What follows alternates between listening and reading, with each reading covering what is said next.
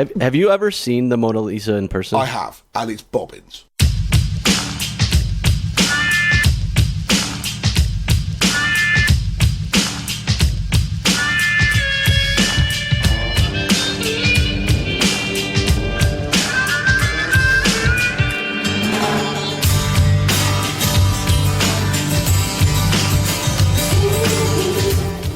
Hi everyone, and welcome to episode 55 of season 2, the season that never ends, Bad Voltage. It's great to have you here. I'm here with my fellow compadres, Mr. Stuart Ian Langridge and Mr. Jeremy Garcia. So, not bad. We've got some good stuff for the show. We're going to be talking about the facial recognition and whether it should be banned or not, and then we're going to get into some news, and we're actually going to answer a listener question as well. So why don't we get into the facial recognition piece? Should I provide a little bit of a framing of the question? Yes. Does that make sense? All right. So let me pull it up. There was I saw that this site has been launched called banfacialrecognition.com, which spoiler alert, they want to ban facial recognition. Or they want to ban facialrecognition.com. Anyway, so the basic point here is they say, like nuclear or biological weapons, facial recognition poses a threat to human society and basic liberty that far outweighs any potential benefits. Silicon Valley lobbyists are disingenuously calling for light regulation of facial recognition so that they can continue to profit by rapidly spreading this surveillance dragnet. Ooh. They're trying to avoid the real debate whether technology this dangerous should even exist. Industry-friendly and government-friendly oversight will not fix the dangers inherent in law enforcement's use of facial recognition. We need an all-out ban. So this discussion is that debate. Do we think it should be banned or not? Now, there is a question here around this group. I don't really know who this group is. I read this on some news site that a digital rights group is calling for this, and I don't really know who these people are. Fight for the Future. I'd never heard of them before. Have you guys heard of them? No.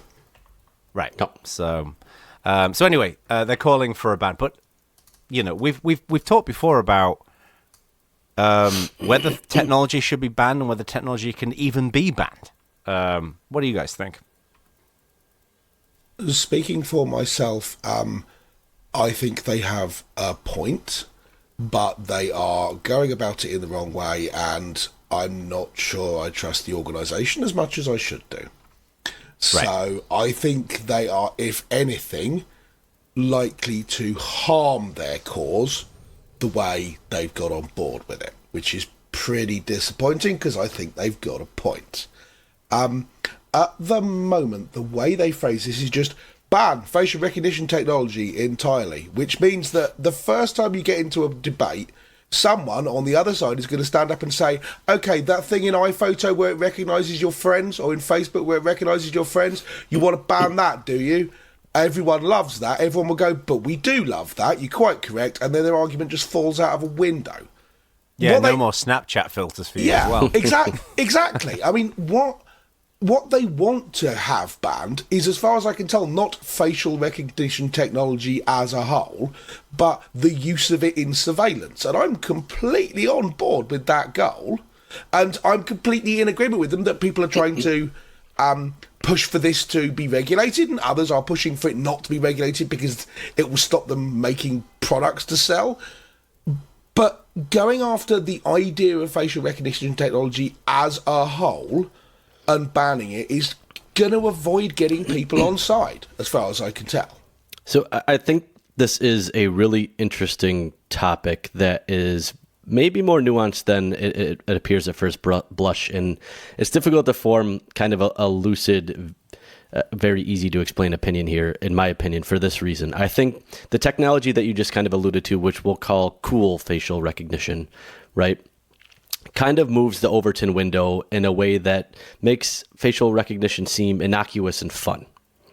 And then on the other hand, you have it's seemingly never-ending drum of terrorism, especially in the US and the UK, but increasingly now in other EU countries, that's moving the Overton window in another way where at all costs we must stop terrorism. And the nexus of that double window change, if you will, means that this is a discussion that is likely to change rapidly over the next few years. Because once facial recognition, the cool facial recognition technology is common enough that it's just ubiquitous, the second part of that framing of the discussion where a major event happens, I think will make this almost immediately happen in all major countries more rapidly than we're willing to admit is possible. You see, I think that's daft, right? There are rules saying, for example, that your government is not allowed to listen to everyone's phone calls all the time and look for dangerous words, right? Whether those laws are entirely... Hang on. Maybe that's a valid discussion. Now,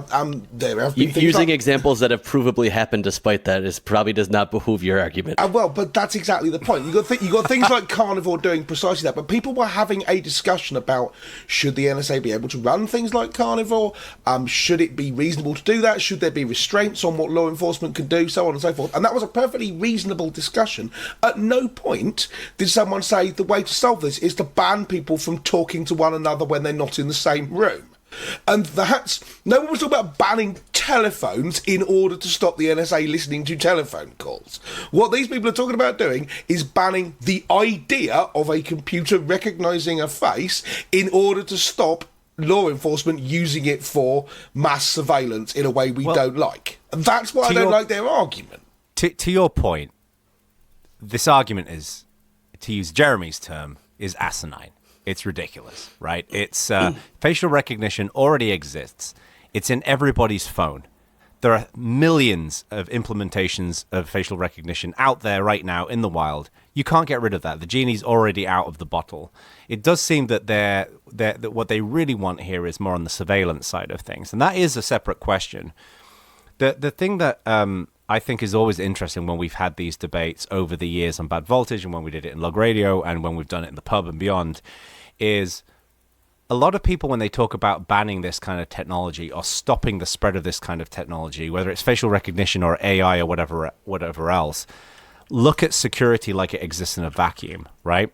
I have no doubt that facial recognition, when it's used responsibly, can be used to prevent terrorism and can be used to benefit public safety. But, of course, there are a set of risks attached to it, right? In the same way that there are a set of risks attached to AI. In my mind, there's got to be a question about what... Well, in my mind, there's got to be a question about what is the balance of the benefit and the risk. And it strikes me that my gut feeling here, and I'll be honest with you, I have no data on this, and I'd like to see data on this, is that overall facial recognition has a broader benefit for society than a disadvantage. Obviously their viewpoint is the opposite of that. Well, this is the thing. The idea that, leaving aside misuses of it, the idea that facial recognition is a good and valuable thing when used responsibly and correctly is in itself in doubt. Right? With the current state-of-the-art technology, it misrecognises people something ridiculous like 98% of the time. Right? Hang on. Hang on. You got to get more specific on this. Okay. Which specific example implemented? For example, if you're talking about the global entry machines in the US when you come into the country, or the new passport machines, are you talking about that? Are you talking about other stuff? Are you talking about Snapchat? What? No. Okay. So that. Are you referring to the Metropolitan Police? That number that I'm quoting is Metropolitan Police. Yes. A research organization in the UK said that at least 81% of the time, the implementation that the UK police uses was incorrect. Okay, so that implementation study that he's referring to, yes, which is fair, and I believe that. I believe that there are many implementations. Like if I, for example, was to knock up KWebstat with facial recognition built into it, it would be shit. And I believe that a government implementation is probably a bit shit as well. Okay, so if we look at private sector implementations, they tested Amazon's facial recognition software, or the ACLU tested Amazon's facial recognition software, and it falsely identified 28 members of Congress as known criminals, with members of the Congressional Black Caucus disproportionately represented. So the point I'm trying to make is, yes, you could say, well, we'll make the technology better and then it'll be okay. But, yeah, but we're currently in a position where the tech doesn't work very well in situations where we need to rely on it working, and there's a bunch of potential for misuse. Both of those problems are potentially solvable, but they're not the same problem. The potential for misuse is great on so many different axes that it would have to me, be such a boon to even be worth discussing that I don't think that it is. But I think the 21st century version of that Ben Franklin quote is going to be, those who would give up essential privacy to purchase a little temporary safety deserve neither privacy nor safety. Right? That's the modern version of his quote. I think that's, I mean, that I think is a good way of putting it, that you look at it and say, there are so many potential misuses for this that it has to be an incredibly big benefit to society to do it. And then you say, well, is it incredibly big benefit to society? The answer is no, because it doesn't work most of the time. I mean, so putting aside the fact that it will sometimes get faces incorrect, because that part of the equation I think is solvable with time and better algorithms. Inexorably, it will get better. I think allowing governments to track their population in that kind of way is dangerous and just shouldn't be on the table. Yes, to me. So I think we would all agree on that. The question is, without speaking in absolutes, is there are clearly going to be, to me, there are two questions in this debate.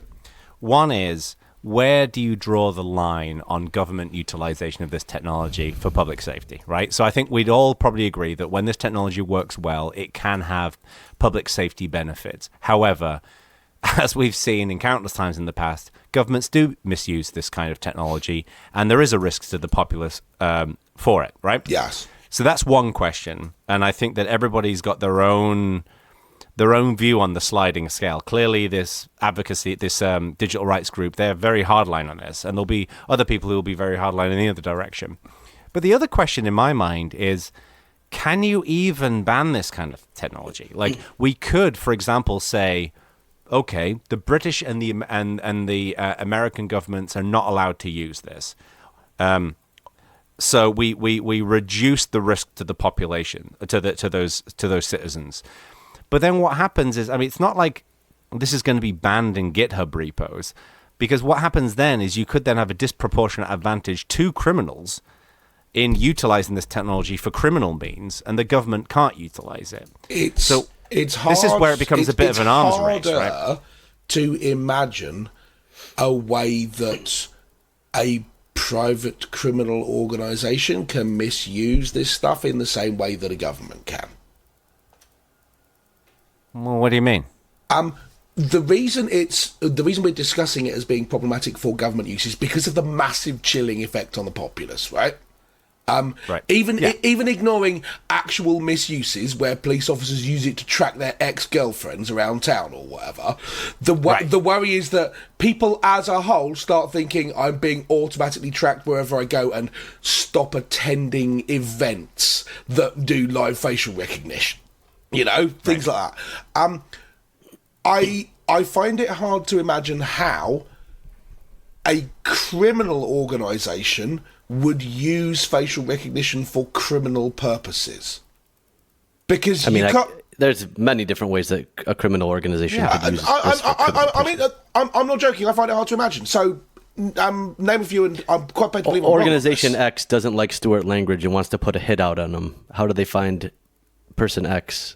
Especially in the UK with so many CCTVs that... But they don't have access to the CCTV cameras.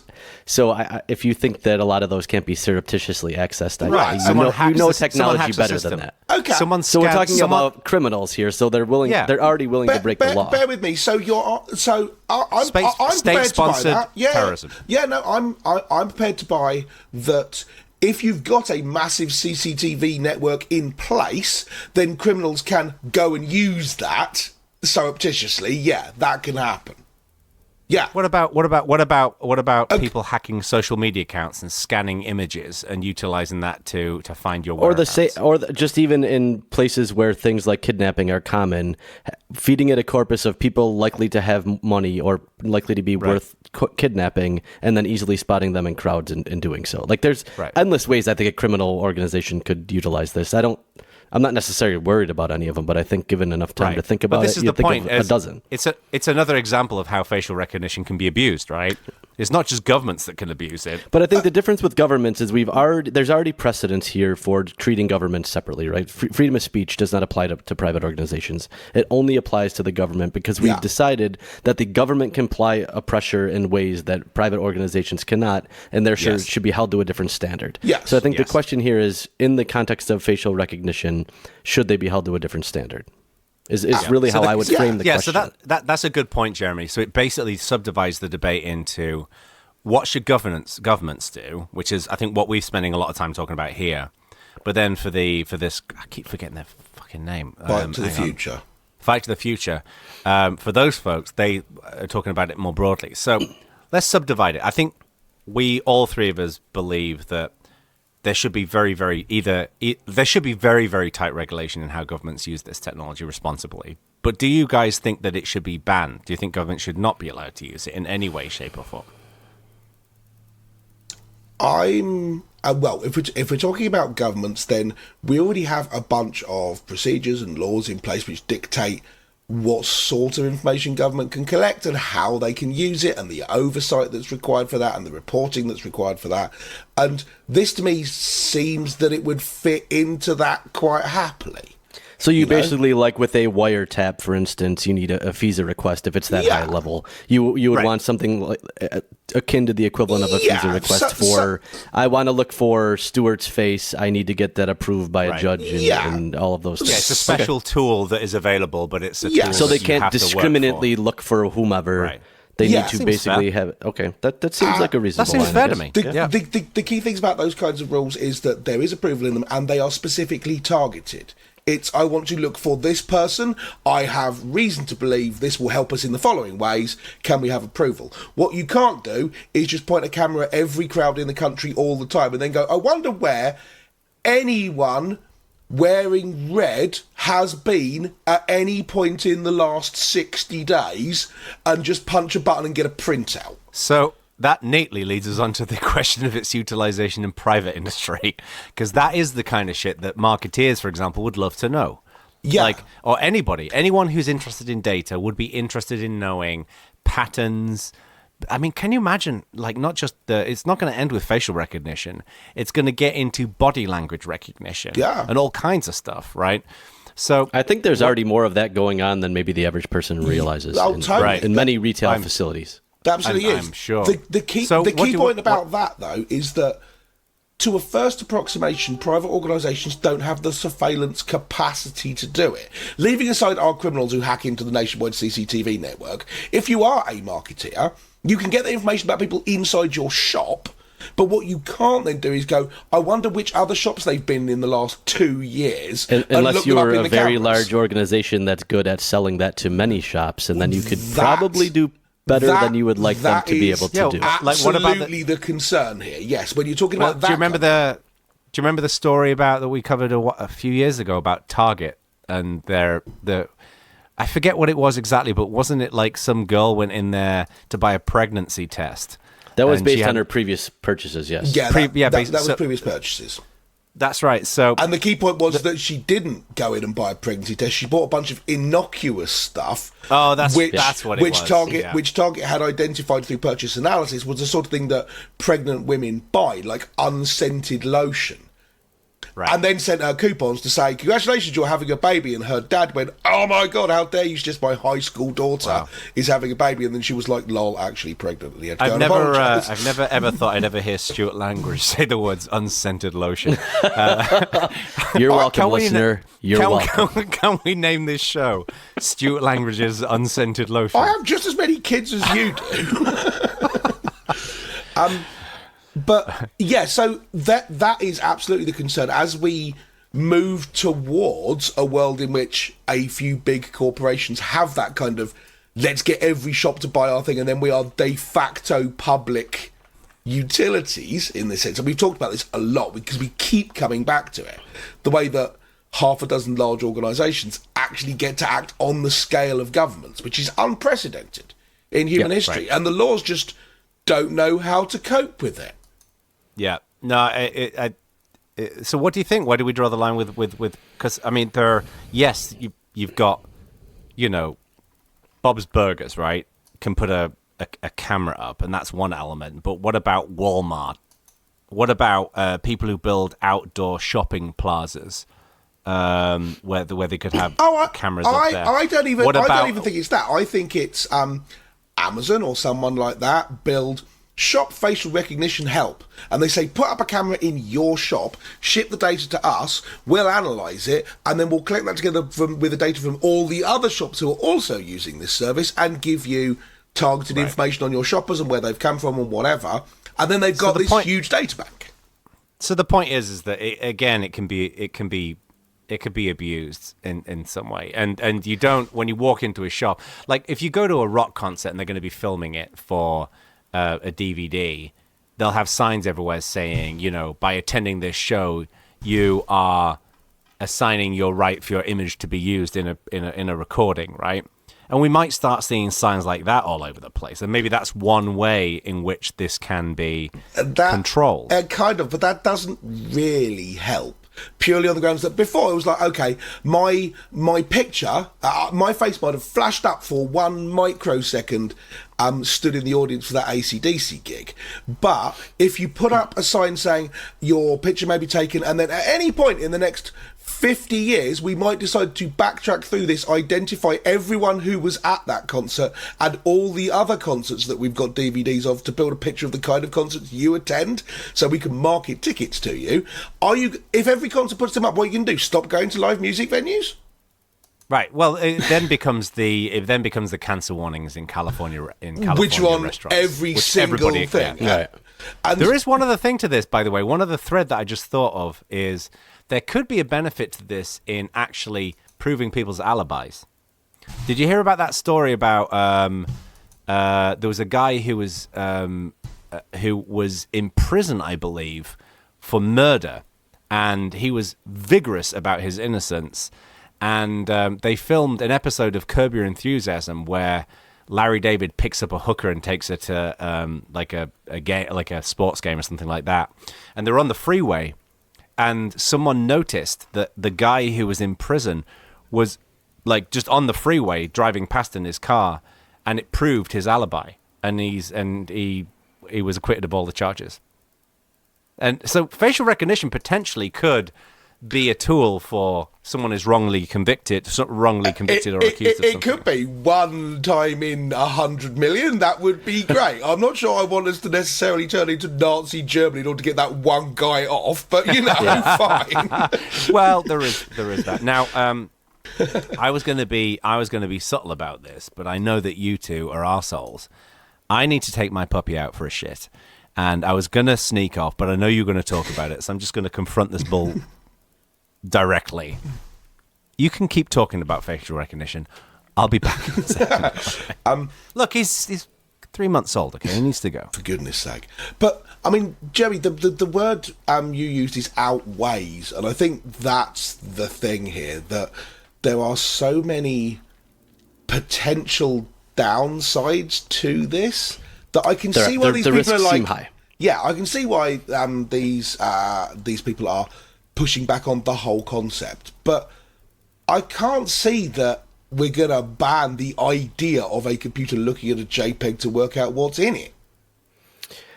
I realistically don't think we're in a place now where that would even be possible, feasible. Yeah. I mean, it just seems so wildly unlikely given how algorithms work and where we are with machine learning. I just don't see this happening. Yeah, and historically, the idea of attempting to ban computer code that does things hasn't gone over very well anyway, because everyone starts the whole, you're just trying to ban numbers and you're banning maths, and how can you possibly say that, and how the hell are you going to enforce this, and whatever. I have another thing though. All right. Fight to the Future. Is it actually Fight to the Future? Bear with me. Fight for the Future, sorry. Is the name of the organisation. And what they're doing is the way their banned facial recognition site actually works is you fill in your name, your email, your address, your zip code, optionally your phone number. Then attach a picture. They don't attach a picture, but you can see where I'm going with this. Yes. And then they have a text area with a pre-filled in letter, which so you can just punch a button and it sends it off. It looks up who your local congressperson is and sends it off to them. Now, okay. Yep. Right to Them do this in the UK, built by My Society. And Right to Them's amazing. And it does roughly the same thing. It's a way of contacting your representatives at various different levels of government. And you fill in essentially the same information, your name, your email address, where you live, and so on. But My Society have been much more overt and much more restrictive about their privacy policy. They're very clear about what they'll do with the data. When you use Right to Them to send off a letter to your representative, to your MP or whatever, they send you an email to say, someone said this, do you want to send it? Click on the approve link in the email. They're very clear about we don't look at any of this data. It's all handled entirely automatically. We delete it after 4 weeks. They have a very strong privacy policy about how the data is used, and it's not collected or anything. These Fight to the Future people, they're a bit more lax about what they say they're going to do with the data. Like, we'll email. So Write to Them and say, we may contact you twice about the stuff that you sent in here, which is what they do is they're chase ups, basically. Did you hear back from them? Because then they send you an email and say, did you ever hear back from this letter that you sent? And then you click a yes or no, I didn't. And then they build up stats about which MPs respond and which MPs don't, and so on, right? Whereas Fight to the Future, there's the link to their privacy policy in tiny writing underneath the thing is quite a lot more lax, I think. They say we may share your contact information with partner organisations, third-party services or other volunteers for the purposes of volunteer coordination only. We treat your name, city, state and comments as public information. We sometimes carry out our business or operate our website using third-party tools or services. Information may be shared with the operators of those tools or services in connection with our use of those tools or services to carry out business or operate our website.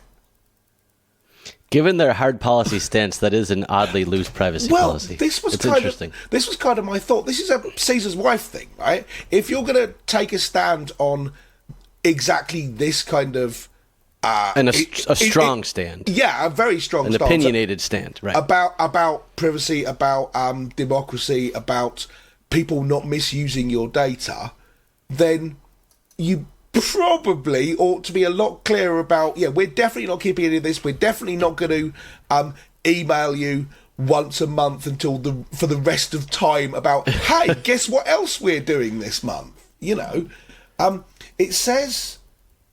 you see, I saw this and then I've lost it, but it says something like, we'll only contact you if we've got something awesome to say. And I was like, what? Shut up. You can't appreciate do that. That's interesting. Yeah. So this is one of those segments that I don't really think it has an ending point, because it's a topic that I think we all have strong opinions on. And as I said, it's a pretty nuanced topic that it has a bunch of different facets, which makes it a topic that we could probably get a little bit rambly about. So I'm curious here what the listener thinks. So we brought up quite a few different facets of this topic, and I'm curious. Head to community.badvoltage.org, and I'm curious on a few specific things so we can get a little bit of a conversation going here. A, do you think it's feasible to technically ban facial recognition? I'm curious if there's anyone on because this seems like one of the few things that all three of us agree is unlikely to be possible, let alone to actually happen. So I'm curious if anyone thinks that it is a good idea and is possible and something that could be implemented. And then from there, I'm interested in, do you think from a government perspective, should it be highly regulated? Should it not be allowed at all? Do you think it's worth the risk? And then on the same question, but on the private sector, because I really do think that they are kind of two fundamentally different conversations. So curious for the listeners to answer all three of those for me. Is there anything you want to add on what you're curious about? No. I mean, that covers all the stuff I want to know about. I think the distinction between government and private is important. And especially since the activities of government and private organisations are, as we've said repeatedly now, becoming less and less distinguishable.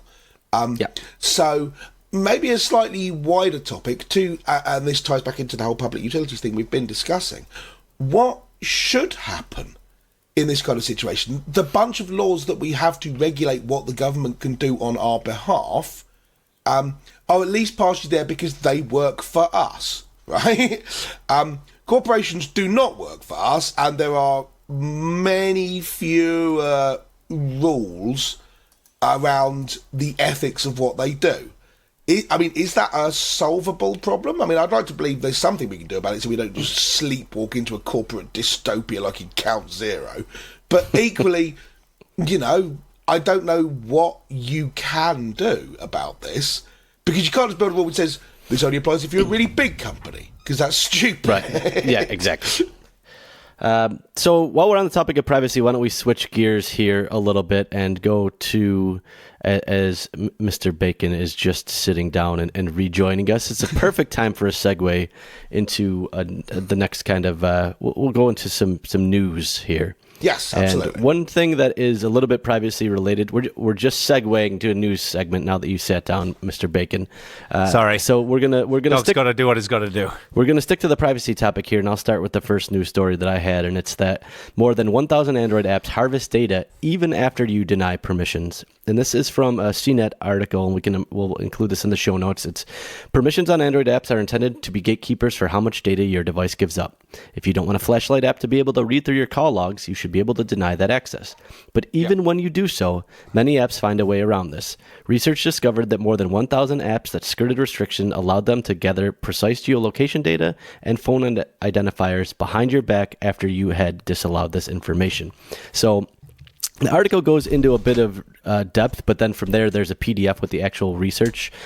Skimming through the PDF, I'm going to give you my TLDR, and then we could start a little bit of a discussion from there. So it says that the researcher notified Google about these issues last September. They also notified the FTC. They were responsibly disclosed, and Google said it would be addressing these issues, but not until Android Q. And what they did here is they designed a pipeline, kind of a CI/CD type pipeline for automatically discovering these vulnerabilities.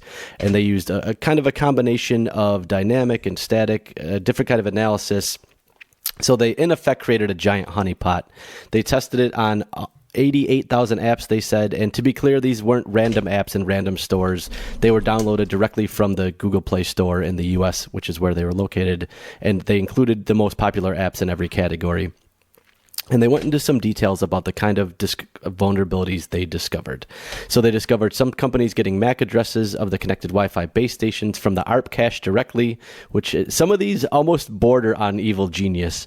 They discovered Unity, which is not exactly a small organization or small app, obtaining the device MAC address using syscalls directly and getting around the permission system to directly identify devices uniquely, which I thought was interesting. 42 apps were found to be exploiting that vulnerability. They discovered third-party libraries by both Badu and Salmonads who independently made use of the SD card so that while they had access to EMAI, they would write it at a SD card known location so that other apps could then siphon that data up even if denied the permission. They found 159 apps that were doing that. And they even found one app that used picture metadata as a side channel to access your location even if you didn't give them geolocation permission. So they scanned EXIF data basically to see where you were. This is unforgivable. Well, Yes. I feel... well, yes, okay, I agree with you. Yes, it's unforgivable, but everybody's doing it. Blaming apps for doing this is like blaming the scorpion in that story about the scorpion and the frog crossing the river, right? It's like... Well, it doesn't stop it being unforgivable just because everybody's doing it. No, it's kind of... It's my nature. Yes, people are going to... As far as I can tell, these are just essentially bugs in the OS that there are still ways to find out this information. And it's not just Android. iOS is exactly the same on this. The Wall Street Journal... They're not much better. There are a couple very similar things they found in iOS. Yeah. Not this particular researcher, but have been found. Yeah, so the curious thing, this Wall puts Street Google Journal in a thinks the thing about it. really difficult position, in my opinion, because you have on one hand Apple relentlessly pointing out that they're the privacy-focused organization. Yeah. But if Google banned Unity and a third of the most popular games went away overnight, people would riot. So it puts them in almost an untenable position because they either have to ban Unity or tacitly acknowledge that it was okay for Unity to do so by not banning them. I think what they'll do is they'll essentially say, yeah, this is a bug, that there's a way of getting data out of the OS in ways that we didn't foresee. We have now patched that bug. It's the same as any other kind of a bug. The difference here is that people are misusing it, and I'm a bit disappointed that Google are a bit more proactive about this, because presumably there's nothing stopping them. I don't think the Unity people thought up a lot of this stuff themselves, and neither do the other apps that do it. They've gone and downloaded some kind of Android bundle which collects a bunch of information for you and emails it off to you. There's no reason why Google can't go and spend $19.99 on one of them and then disassemble it to find out what it does and then patch the holes. But I'm assuming they're already doing that, right? So to me, this just feels like they're trying to close this stuff off. People have found a way to find out a bunch of information anyway. Close off those ways that they're finding out that information. So you think it's just a never-ending, escalating war? Yeah, basically attrition. I think it's an arms race. It's in exactly the same way that if you manage to find a way to convince Apache to fix, to run commands when you connect to it remotely, then the Apache people will go, okay, that's really terrible. Here's a CVE number for it. We have now fixed it. This to me just in this feels case, like it's the people security profiting debate. off the platform directly, and in many cases, direct partners of Google doing this. This isn't random people on the internet. To me, it feels like the same thing. I mean, yeah, what I'd like to do is say, okay, people... So you don't think it's a breach of the developer contract to do something like this? Yeah, I do think it's a breach of the developer contract to do it, but I don't see that anything's going to happen about that, because you are completely right. Google are not going to go, if you're caught using stuff like this, we'll ban you from Android forever if one of the organisations is Unity. They're just not going to. Yeah, they're not going to, I agree. And to be clear, I don't think Apple would either. No. Totally not. The one thing on a related note that does bug me that I'm seeing increasingly is that you can only use certain Bluetooth devices if you switch location access on. Have you guys seen this? So in the next version of Android, that's going to be mandatory, and their reasoning is because... And I agree with this or disagree with it, and I suspect there'll be large pools of people in both. But because your location can be gleaned from Bluetooth beacons, by having Bluetooth on, that is potentially a thing. So you have to enable location access to allow Bluetooth. I'm not following. So because you can... Bluetooth can be used as a vector to gain your location, and because of that, they're now tying it to location services. So the idea here is that I, malicious user or malicious person, put a Bluetooth beacon every 200 yards everywhere in the United States. If you pinged that every time you walk past that beacon because you had Bluetooth on, I'd know where you were. Therefore, Bluetooth is essentially a way of finding out someone's location, and therefore they won't turn Bluetooth on unless you've got location on. They're doing the same with Wi-Fi, to be clear. Yeah. I don't know. This seems crazy to me. I don't get that. I'm I obviously not picking up on part of the picture. I can kind of see their argument. It's not, in order to use Bluetooth, you have to have location services on. Why is that connected? It's Bluetooth will give away your location, and therefore, in order to turn Bluetooth on, you have to acknowledge that it will give away your location. And so we're going to gateway it on location no, but services. these are two separate things, though. First of all, if I live in the middle of Montana and I buy a Bluetooth speaker, right?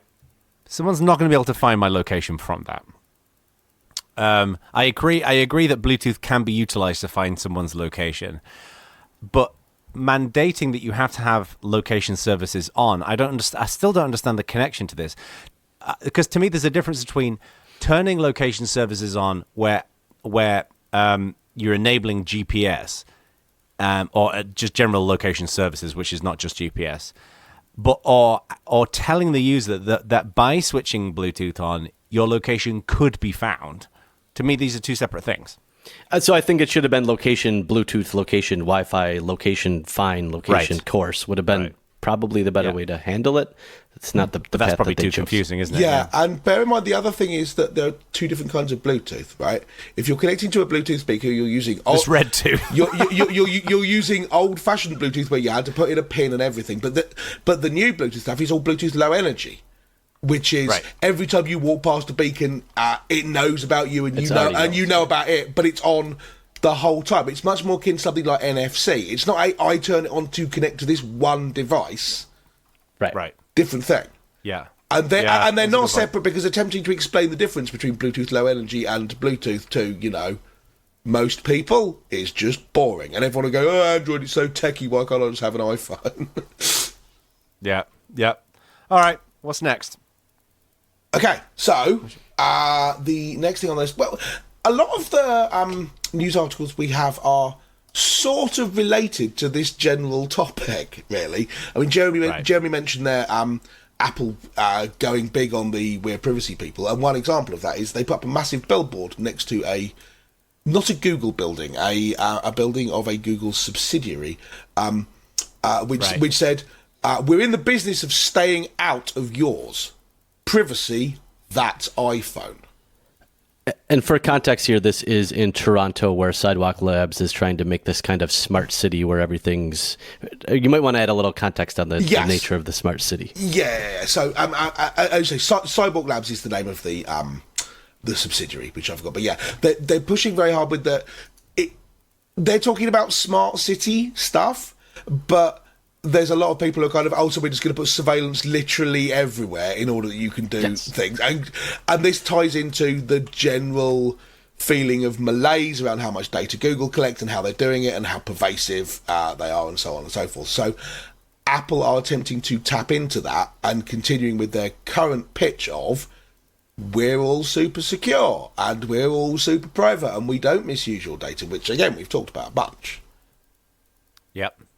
It is interesting. I mean, we've talked about this a little bit in the past about how I think privacy and surveillance are becoming much more baked into the public consciousness. We've been talking about this in the tech world for donkey's years, but particularly I'd say with all of this talk about state-sponsored hacking and influencing elections and all that kind of stuff, I think people becoming more and more aware of this.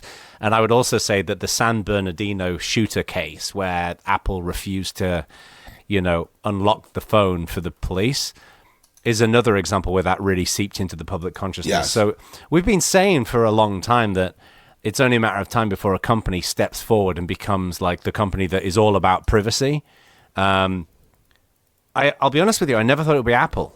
I don't know why. I'm not saying that they've been necessarily a poor arbiter of privacy in the past, but they've always been so focused on convenience and fashion that I'm kind of impressed by the fact that they're doing this.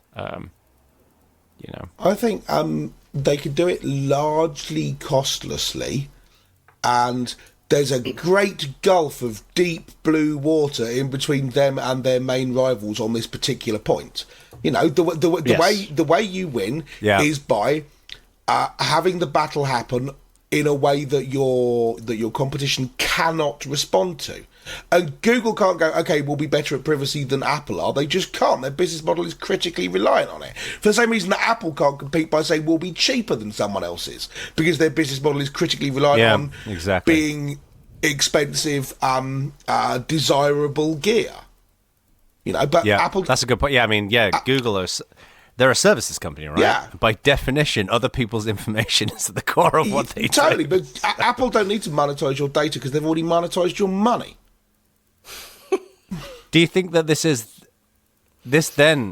that actually raises an interesting point, does this mean that Apple are considering themselves to be less of a services company? Because you wouldn't necessarily go out there and... Apple have tried for years with iCloud and various other things. As I say, they clearly want to be more of a services company, not less of it. They just don't. Their idea of a services company is a little bit different than Google's. I would say is the answer to that. And frankly, they suck at it. Historically, they just haven't done a good job. They've traditionally not been good at it. Bobbins at it the whole time. Good at hardware. But yeah, I mean, this sort of thing ties in with segueing neatly onto the next thing. There is increasing public desire and governmental desire to punish people for doing the wrong things with data. Did you see the ICO, the Information Commissioner's Office here in the UK, who are responsible for data privacy and regulation and so on and so forth? They fined British Airways for a data breach, and they fined them £183 million. Right? Which, can you go over what I've not heard of this? What happened in the data breach? Right. Okay. So this was I think it was about 18 months, 2 years ago, and Someone basically bagged a copy of the database. And so they lost login information, payment card information, travel booking details, names and addresses. Oh, yikes. Yeah, it was a pretty big breach. I mean, half the problem here is I go, it was a pretty big breach, and you go, which of the 300 pretty big breaches was it? Right? Exactly. We're all totally inured to it now, but this is the first. The previous largest fine from ICO was £500,000 to Facebook. to Facebook. Bit of a jump. Yeah, to Facebook, right, for the Cambridge Analytica thing.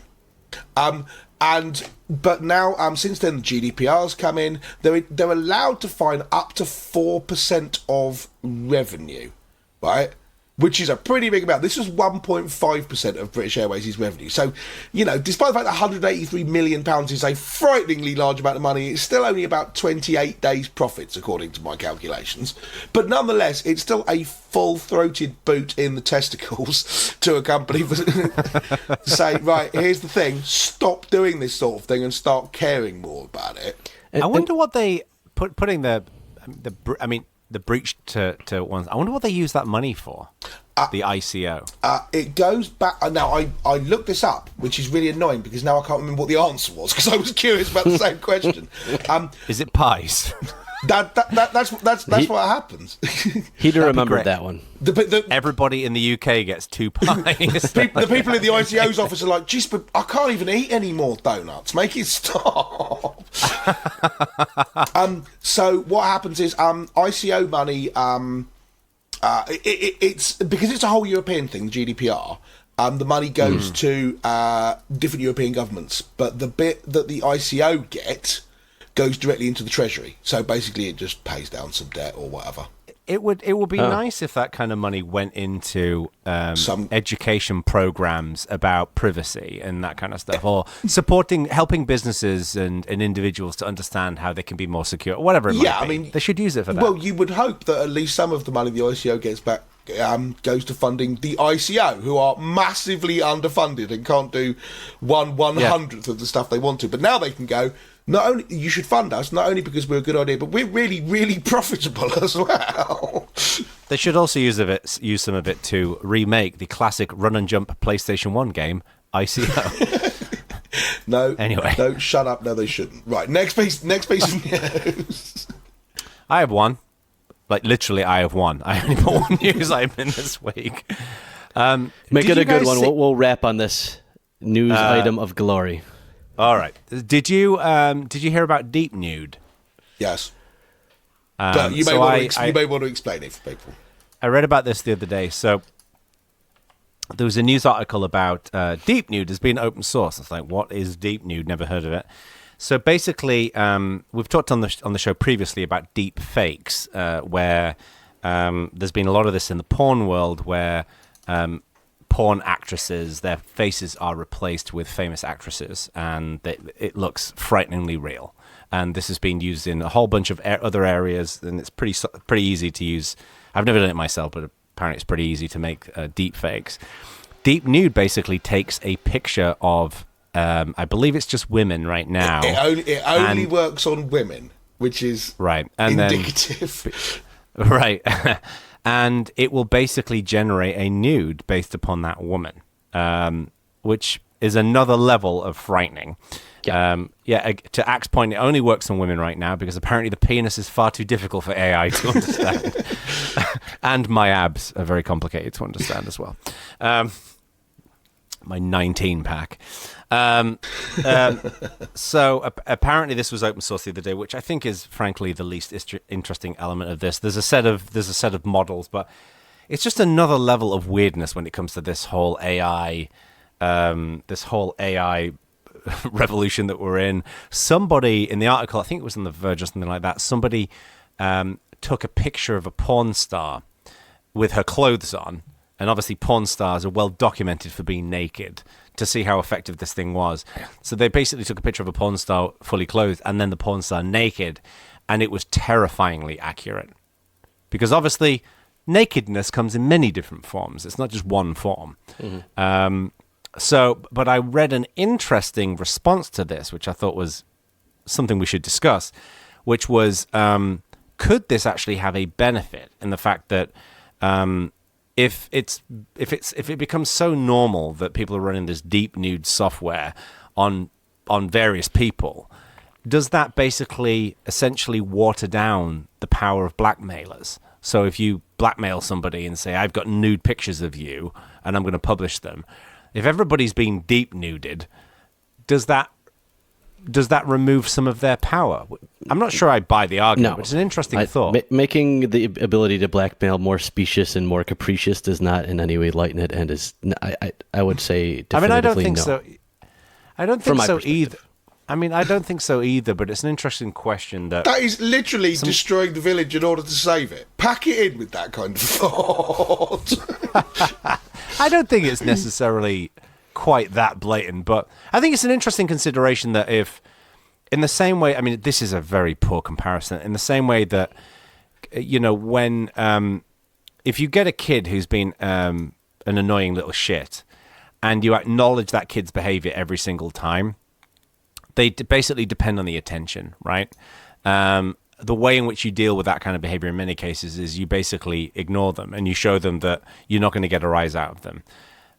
Obviously, that's not the same situation here. And I don't think this. I just think it's an interesting question that as this kind of stuff becomes more prevalent, how does society adapt to it, right? In the same way that we all get emails saying, from scammers saying, I've switched on your webcam and I saw you browsing one of those sites. If you send me 300 Bitcoin, I won't disclose this, to the world or whatever. And it's some hacked password on some random site that you like from the LinkedIn breach or whatever else that they're showing in the email.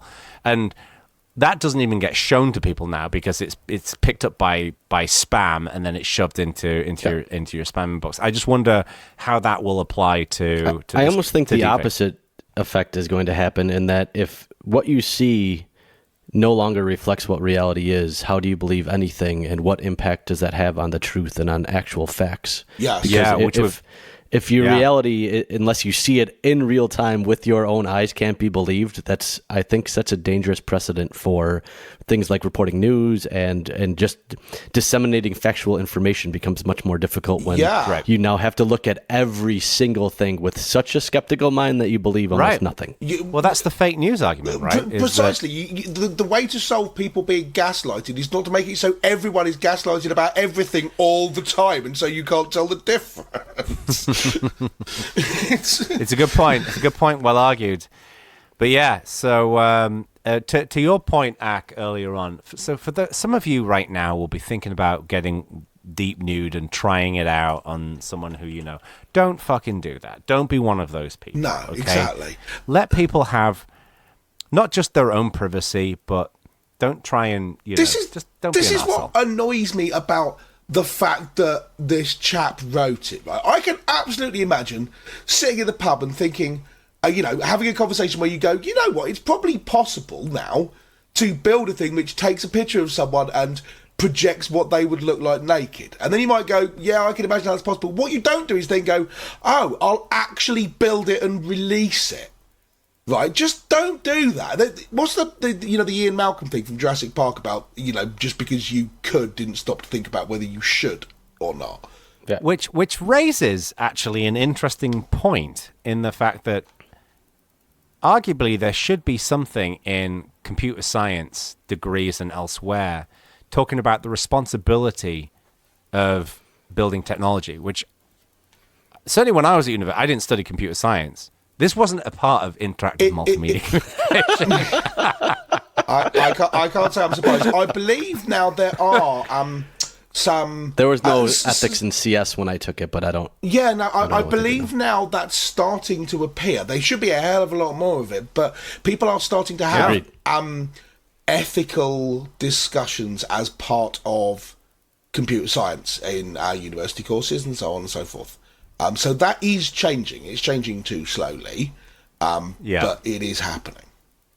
Yeah, because being a developer is a very powerful skill, right? Yeah. So, you see this all the time. Someone, when Foursquare was still a big thing, someone built an app which would hassle the Foursquare API for women checking in nearing you and then look up their picture somewhere and put together a list of women who were in bars near you. It's like, a stalker's dream, and it's the worst idea ever. And again, right, if you came to me and said, is this possible? I'd think about it for a bit and go, probably, yeah, but you don't build it. Just stop building this stuff.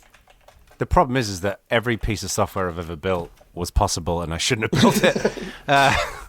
Anyway, we've only got a few minutes left. We should talk about Daniel Smith's question, shouldn't we? We should, yes, absolutely. Yeah. So Daniel tweeted at us at Bad Voltage and asked us a question, and we thought, that's a cool idea, so I'd be interested in your brief thoughts. He says, how many software projects which are the most used in their category are objectively the best product in that field? I suspect quite a few products get used because everyone is using them, rather than that product being the best. Right. So examples could include... someone will be shouting Microsoft Word at the the radio right now, the MP3 player. Yes. At least from my perspective, the one difficult thing here is I don't know how you have objectively the best software. There's the best software for your individual use, but objectively the best in a category seems very difficult to be objective. It's a very subjective thing. It seems, by definition, subjective. Yes. Yeah, because there's just because it's popular doesn't mean it's the best, right? But equally, I think that's Daniel. That is his point. I think that's precisely Daniel's point. But I think his question implicitly underweights the fact that one of the things that plays into whether software is the best for my use case is that it's popular. Because it means lots of other people are using it, and therefore if I run into problems, there's a larger community out there of people who can help me. There's a larger community of people building extensions for it, writing documentation, whether it's open source or closed source. If swimming against the tide can be useful, but it imposes a cost. Absolutely does. Yes. Yeah. A cost I think that in many of our communities is often underappreciated. Yes, totally. Yeah, I mean, the one thing that I think is interesting is, this is a question and then an opinion. When you hear of the best software in any specific field, right? So if you hear about Pro Tools in the music world, Final Cut Pro in the video world, if you talk about Microsoft Word in the word processing world, PowerPoint in the presentations world, are they genuinely, from our opinions, better? Because I would say in many cases, generally that's pretty true. It's not often that I find a piece of software that is much better than the leading piece of software, but that's a lot less well known. One example I would put here, and I'm massively biased here, is Cubase. Cubase is infinitely better than Pro Tools. It does a lot more. It's cheaper. It's more reliable. But everybody uses Pro Tools because studios come with Pro Tools. But what do you guys think? I think in a lot of cases also, and this goes back to my best point about it being subjective, for many tasks, Pro Tools might be the best. For what you're doing, Cubase might be the best. For me, because I'm not an audio technician, for many of the things that I want to do with those tools, Audacity is going to be better for me because it does very few things, but all the things it does are very simple and very easy for me to do. So what it might take 10 minutes for me to do in Pro Tools, I can just do in a minute in Audacity. So is Audacity better than Pro Tools? No. Is it better for many of the tasks that I need to solve in an audio program? Sure. Which is that's exactly the argument of Google Docs, right? Yeah, exactly the subjectivity point. I mean, I think the other thing is you hear this discussion, this issue being brought up by people in the open source community quite a lot. In a kind of, I don't understand why studios are all using Maya and not using Blender. But I think part of that is because the definition of this thing is the best, objectively the best product in its field, includes a pretty heavy weighting on it is open source. Which, if you don't care about the fact that it's open source, means that Blender is not better than Maya. If you think this thing is open source and that's extra points on its behalf, then Blender probably is better than Maya because they're roughly commensurate technologically, and Blender's open source, so it gets 10 extra points and Maya doesn't. Yeah, Well, also, and software doesn't exist in a vacuum, right? There's training and education and certifications, Absolutely. and deployments, and all that stuff that we have to think about as well. I mean, that's where using Pro Tools as an example, I'm almost certain that the reason why Pro Tools is the quote unquote standard in audio production is because basically every studio and basically every professional audio engineer knows it. Yeah. And it's a legacy. It's just been around forever. And therefore, because it's popular, more people build extensions for it, more people learn how to use it, it gets shipped with more things, and therefore it entrenches its lead further because it's the thing everyone builds for, right? And more hardware supports it. Yeah, no, it's a never-ending spiral almost. Yeah, I mean... A never-ending spiral. Another good potential name for the show. This is de facto lock-in, but it's the same reason as... I mean, is the Mona Lisa honestly the best painting in the world? Hard to say, right? But have you ever seen the Mona Lisa in person? I have, and it's bobbins. Were you also astonished that it is the size of a postage stamp? It's tiny, and it's really dark. I just wasn't expecting it. All the pictures you see online or in films or whatever, it looks like this massive picture, and then you walk in and you look at this tiny picture on the wall and think, this is not what I thought I was going to get. And then you walk out of the room and Winged Victory is there, and you're like, okay, this is a good piece of art. This is amazing. The Mona Lisa's rubbish. But the point is that it's the most famous painting in the world because it's the most famous painting in the world at this point, right? Yeah, exactly.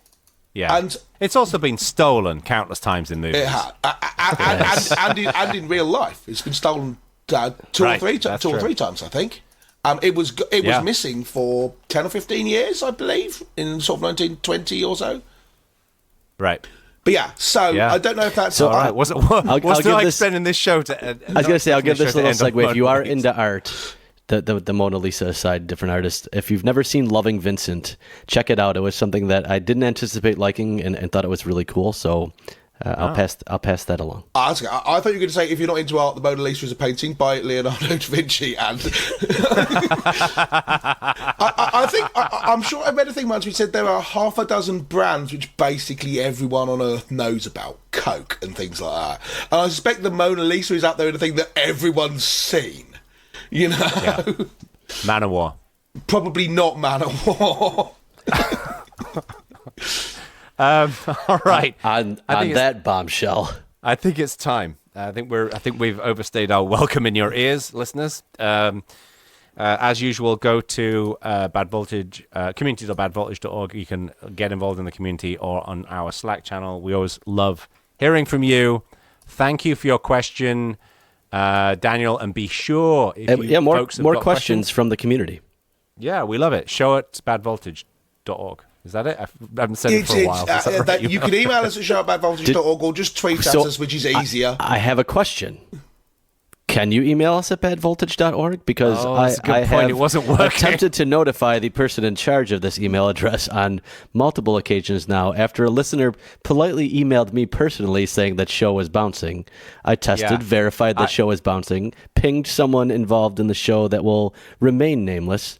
And then pinged person on... They're not going to remain nameless because then people will think it's me and it isn't me.